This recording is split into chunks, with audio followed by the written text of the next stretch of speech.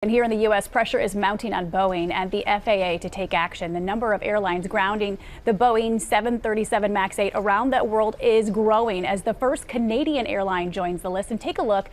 Those are the Boeing 737 MAX 8s flying in the air just last week. And then look at this. This is the number overnight. So let's go to ABC's David Curley at Reagan National Airport with more. David, good morning. Good morning, Paula. The more than 70 737 MAXs are in service this morning in the U.S. In fact, one took off from right behind me earlier this morning. Despite all that worldwide action, the FAA says they can fly for now. Countries and airlines around the world this morning are grounding or banning the 737 MAX 8. But here in the U.S., the FAA is doubling down against such a move. We've learned there have been reports of concerns. Two U.S. MAX pilots telling authorities in November that the nose of their plane suddenly dipped after engaging the autopilot. Another pilot also anonymously complaining about a lack of training for the new aircraft. The FAA says there are no verified incidents in the U.S. similar to the first crash, and it has no basis to order grounding of the newest version of the 737. It has been involved now in 2 crashes in less than 5 months. The president jumping into the debate now, tweeting that modern jetliners are too complex to fly. That led to a phone call with the CEO of Boeing, who told the president his company's planes are safe. The New York Times reporting the head of Boeing asked the president not to ground his fleet.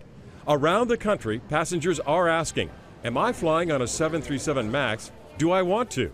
No, that's scary. I think getting to and from the airport is more dangerous than actually getting on the aircraft. I'd definitely do a different plane.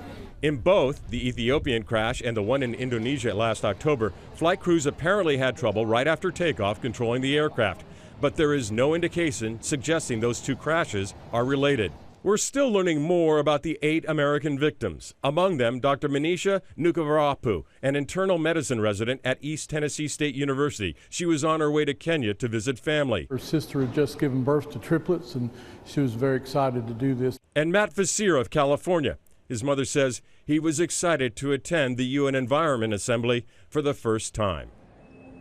Now, the FAA says its decision not to ground is based on evidence. That's why the data from those black boxes is so important and so timely as well. Cecilia? It's all about these black boxes right now. Okay, David, thank you. Let's bring in our contributor, Colonel Steve Ganyard, a former Marine fighter pilot and aviation expert. Good morning to you, Steve. So we just heard David Curley there say, you know, the fight over this black boxes has lasted days. We now know that they could be sent elsewhere, likely to Europe, somewhere overseas. But what has this delay done to the investigation? It's inexplicable and it's inexcusable because every day that they delay is another day we don't find out what happened to this airplane. So the investigation itself should be going on in parallel. They're at the crash site, but they have the black boxes. They need to do the analysis of the data and do the crash site. Look at this black box, which is really orange, so they can find it. This is really just a big hard drive. So we always keep talking about these mishaps, find the black box. That's because this will almost always answer why an airplane went down. So every day the Ethiopians delay it, they're putting the general public at risk. China, Europe, Australia, South Korea, countries all over the world saying we're not going to fly this plane right now. The FAA is holding firm, and you think that's the right decision? I do, because there's no scientific evidence at this point that says there's a problem with this airplane. And so until they find a problem, we need to continue to fly this airplane.